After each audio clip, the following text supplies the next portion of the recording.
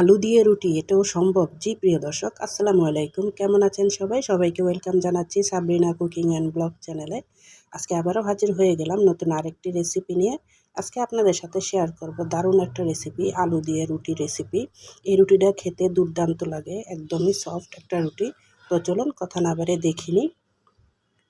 প্রথমে একটা মিক্সিং বোলের মধ্যে সেদ্ধ করা আলু নিয়ে নিয়েছি। এখন এই আলুটাকে একটা কাঁটা চামচের সাহায্যে ম্যাশ করে নিতে হবে, একদম খুব ভালো করে, একদম যেন দানাদার ভাব না থাকে। প্রিয় দর্শক, আপনারা যেখান থেকে আমার ভিডিওটা দেখছেন আপনাদের সবাইকে জানাই অসংখ্য ধন্যবাদ। আর যারা এখন আমার চ্যানেলটা সাবস্ক্রাইব করেনি অবশ্যই চ্যানেলটা সাবস্ক্রাইব করার অনুরোধ রইল। আলুটা ম্যাশ করে নেওয়ার পর দিয়ে দিচ্ছি লিকুইড দুধ।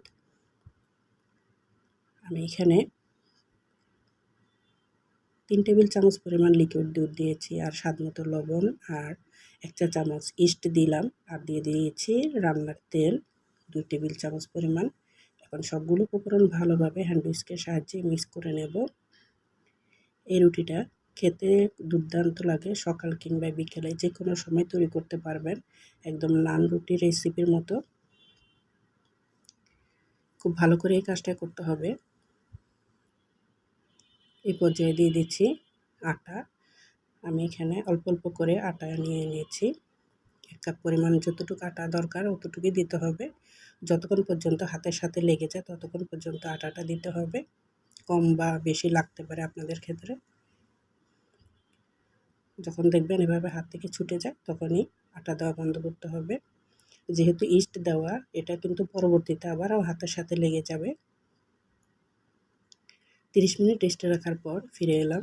দেখতে পাচ্ছেন একদম সফট হয়ে গিয়েছে। আর এই পর্যায়ে কিন্তু হাতের সাথে লেগে যায়, তাই আবার ভালো করে আটা দিয়ে নিতে হবে। আপনারা স্টেপ বাই স্টেপ ফলো করে তৈরি করে দেখবেন, খুব ভালো লাগে খেতে।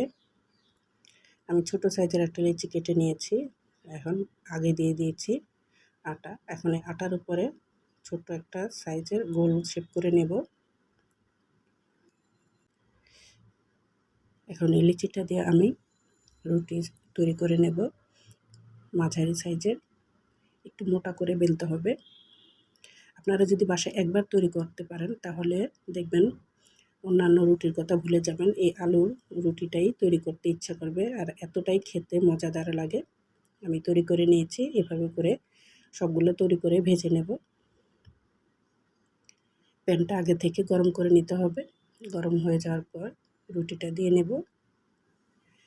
প্রিয় দর্শক, আপনারা যারা এখনও পর্যন্ত আমার ভিডিওটা দেখছেন আপনাদের সবাইকে জানাই অসংখ্য ধন্যবাদ। আর যারা এখনও লাইক দেননি অবশ্যই আমার ভিডিওর কোনো একটা অংশ যদি ভালো লেগে থাকে অবশ্যই চ্যানেলটা লাইক করে দিবেন, আর চ্যানেলটা সাবস্ক্রাইব করে পাশে থাকবেন।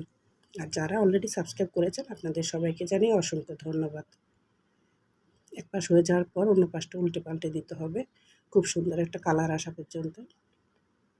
দেখতে পাচ্ছেন অনেক সুন্দর কালারফুল হয়েছে। এই সাইজের করে আমি সবগুলো রুটি এভাবেই ছেঁকে নেব। দেখতে পাচ্ছেন কত সুন্দর হয়েছে। এভাবে করে আমি সবগুলো তৈরি করছি। তৈরি হয়ে গেল আটার তৈরি রুটি, নান রুটিও বলতে পারেন। খুব সুন্দর একটা রেসিপি। এই রেসিপিটা আপনাদের কাছে কেমন লেগেছে আমাকে কমেন্ট বক্সে জানাবেন। আর দেখা হবে অন্য আরেকটা রেসিপিতে। সেই পর্যন্ত সবাই ভালো থাকবেন, সুস্থ থাকবেন। আল্লাহ হাফেজ।